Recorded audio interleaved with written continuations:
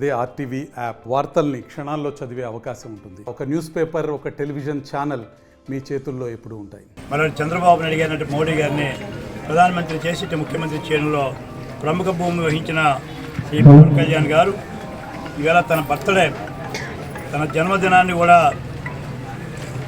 నిరాడంబరంగా చేయాలని చెప్పి ఆయన చెప్పింది కూడా మా జన సైనికులు, ఇక్కడ జనసేన కన్వీనర్ కృష్ణ గారు, అలాగే ఈ ఏర్పాటు చేసిన మహేష్ గారు, శివాజీ గారు, రమేష్ గారు, జన సైనికులు, అలాగే మా ప్రసాద్ గారు, అప్పలరాజు, మా జిల్లా సాతేబాబు గారు, అప్పలరాజు గారు, దేవుడి గారు, పరం గారు, అందరూ పేరు పేరున, అటు బీజేపీ గంగయ్య గారు, సూర్యారావు గారు, మహాకూటమిగా ఈవేళ పవన్ కళ్యాణ్ గారికి తనకి జన్మదినాన్ని ఘనంగా ఏదో పెద్ద పెద్ద డ్యాన్సులు, పెద్ద పెద్ద విందులు కాకుండా వారి మనోభావానికి అనుగుణంగా వీళ్ళ రక్తదానం, అన్ని దానాల కంటే విలువైంది రక్తదానం, ప్రాణదానం.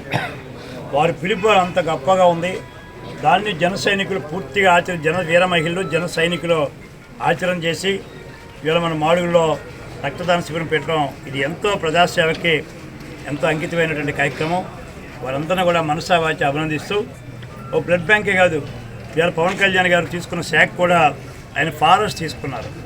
పర్యావరణం పరిరక్షించాలా, ఈ దేశంలో చక్కని వాతావరణం చెప్పి ఆయన తీసుకున్న ఫారెస్ట్ డిపార్ట్మెంట్కి కూడా ఇవాళ మొక్కలు నాటే కార్యక్రమాన్ని మన ఏదైతే గెస్ట్ హౌస్ ఆవరణలో మొక్కలు నాటడం కానీ, బ్లడ్ బ్యాంక్ కానీ, ఈ విధంగా అనేకమైన కార్యక్రమాలు ఇవాళ నిర్వహిస్తూ ఇవాళ మరి పవన్ కళ్యాణ్ గారి నాయకత్వాన్ని బలపరచాలి, ఆయన ఇంకా మద్దతు ఇవ్వాలి.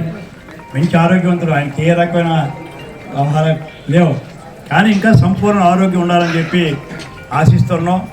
అంచేత మహాకూటమి నాంది ప్రస్తావన చేసినటువంటి మహానుభావుడు పవన్ కళ్యాణ్ గారికి ఆ భగవంతుడు ఎల్లవేళ ఆయన యాదవర లక్ష్మీ నరసింహ పూజిస్తాడు.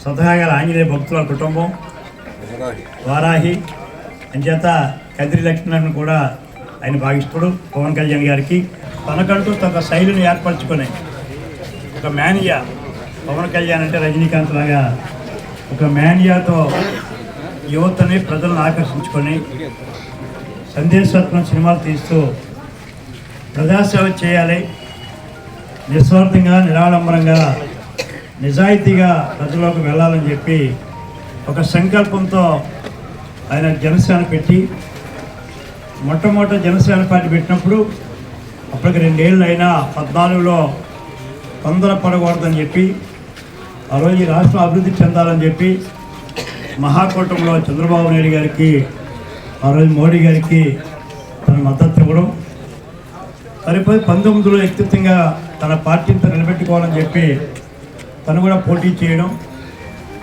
19లో ఓట్లు చీలిక వలన ఒక దుర్మార్గపు పాలన వచ్చింది రాష్ట్రానికి, రాష్ట్రం నాశనమైంది, అప్పులు పాలైంది.